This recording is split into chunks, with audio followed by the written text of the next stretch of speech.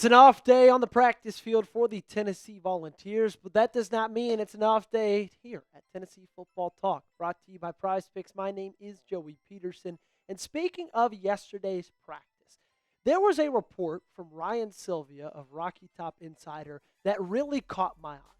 We shared it briefly at the end of yesterday morning's show, but I kind of want to do a little bit of a deeper dive on it this morning. He said that linebacker Jadon Perlotte looks strong going off the edge. He's got size to muscle past offensive tackles or tight ends, and certainly seems like a candidate to fill as that third linebacker on the field to help make up for a lack of depth from pass rushers.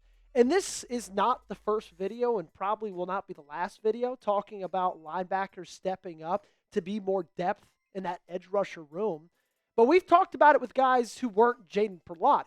T.J. White, Aren Carter, Jeremiah Telander. Those are all guys that we've mentioned because once you lost Chaz Coleman, you just looked at that Leo room and you said, okay, look, you just need more bodies in there. Because rushing the passer, that's like the most important thing you can do on the defensive side of the football. You cannot have Jordan Norman, Tyree Weathersby playing 70 snaps a game on your outside of your defensive line.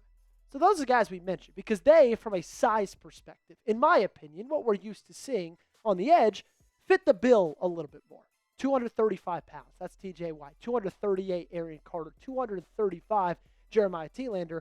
And the reason we haven't talked about Jadon Perlotte in that role is because he's at 6'4", 215 pounds, right? A little bit lighter if you're talking about an edge rusher and, not super light in terms of playing a linebacker. And it's funny because he's been a hybrid defender before in high school, but he played linebacker safety, right? Not linebacker Leo. It's funny, too, because when talking about lighter edge rushers for Tennessee, it automatically makes me think of James Pearce Jr. and how much conjecture there was about is he too skinny? Is he too small to be coming off the edge? He was 243 pounds at 6'5". So comparatively to Perlotte, he's an inch taller, but 30 pounds heavier. And if you look at this last year's NFL draft, you see that bigger edge rushers tend to have more success in this league, right? 263 pounds, Rueben Bain, David Bailey, number 2 overall pick at 251 pounds. In fact, the lightest guy on that list is Romelo Height at 239 pounds. But I still think that Jadon Perlotte could be a lot of fun coming off the edge. I still think he's a guy that could have a lot of success in that role under Jim Knowles. It intrigues me a lot because he's got great speed, really good nose for the football. My favorite thing about him, he has zero care for his own body. Anytime you watch a highlight tape, it feels like he's going 100 miles an hour until he makes contact, right? Very instinctual player, which is beneficial from an off-the-ball linebacker point of view, but, hey, can have its own benefits coming off the edge. He hits hard. He hits fast. A lot of those traits that he has would make good traits for a defensive end. And at the end of the day, if I am Jim Knowles, if I am the defensive coordinator for this football team, I love the idea of getting your best, most athletic, and most impactful players on the football field. And that's a hard thing to do in that linebacker because it's so deep. One of the things we've talked about a lot over this offseason. Because you've got 2 guys who are veterans in this league, you're going to have a hard time getting off the field in Aren Carter and Amari Campbell.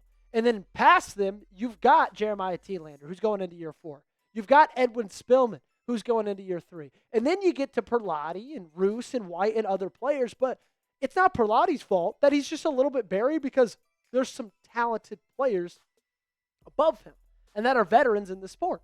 And then on the flip side, you look at the defensive line room and you see Jordan Norman, Tyree Weathersby, and then a bunch of guys like Christian Gass, Marion Dye, who have not really done a ton in college football, who are expected to take big jumps. So if you've got Jadon buried a little bit in the linebacker room, why not give him the opportunity to shine off the edge?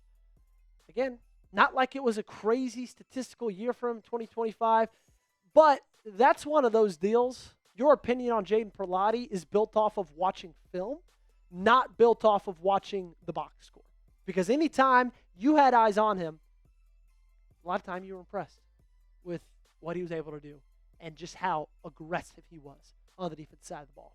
If you think he should play edge, do me one big favor, hit that thumbs up button. like today's video. Don't go anywhere. I got a fun segment coming up next, but I do have to tell you about something real fun. Prize Picks. How about winning money? That's a lot of fun, right, Gage? Well, you can do that very early on. All you got to do is sign up with code HMA. That, when you play a $5 lineup, means you get $150 in bonus lineups if you win. The app is so easy to use, more or less. That's it. On a few player stats, and then lock in your lineup. Prize Picks now has early payouts, so if your player gets off to a hot start, you now have the option to cash out those winnings before the game even finishes. There will be more college football things to choose from right now. Here's my two-pick power play season long I'm rocking with for 2026. Taking the more on Cam Coleman, receiving yards, 749.5. More on Bishop, 10.5 rushing touchdowns. He had 16 last year. I feel good about that one. The new user offer is a new offer. So play your first $5 to get $150 in lineups if you win. Just use code HMA when you sign up. That's right. Prize Picks just switched up their offer, so there's no better time to join. Lock in and win that first lineup. That's code HMA at sign up to get $150 in bonus lineups if you win your first $5 lineup. All right, we're going to round out today's show with one of the things I love to do the most here on Tennessee Football Talk. It's here for the fans. Hot Tennessee takes from Vol fans. We put out a spicy takes kind of a question on our community tab, almost like a mailbag. And here's my favorite ones, and we're going to talk about them. React to them. We're going to talk just how hot they are. Tyler Martin, I think Bishop will compete with Samson's stats from 2024. That is a tall task for one Deshaun Bishop because, as we know, Dylan Sampson broke the regular season rushing yards record for the Tennessee Volunteers at 1,400 on the ground, 22 touchdowns on the ground as well. But I think where Deshaun Bishop might have the most trouble when it comes to competing with Sampson is not the rushing yards. I actually think it might be the receiving yards because Sampson put up 143 receiving yards, which honestly a little bit less than I thought he was going to when I originally started making that point. But still, man, like Deshaun Bishop's got to catch the football better. Let's call a spade a spade. That easily has to be the thing he improves the most. But I do believe that the reason I'm going to say it's not crazy hot of a take is because you said compete. And for how often I think this team's about to run the football in 2026, man, I think he will be competing with that because he's this team's bell cow. No ifs, ands, or buts about it. Pitbull Clark coming in saying 10-2, true freshman leads the SEC or leads to second round of the playoffs. Okay, 10-2, that would get you in the playoffs. You're saying Faison Brandon does it.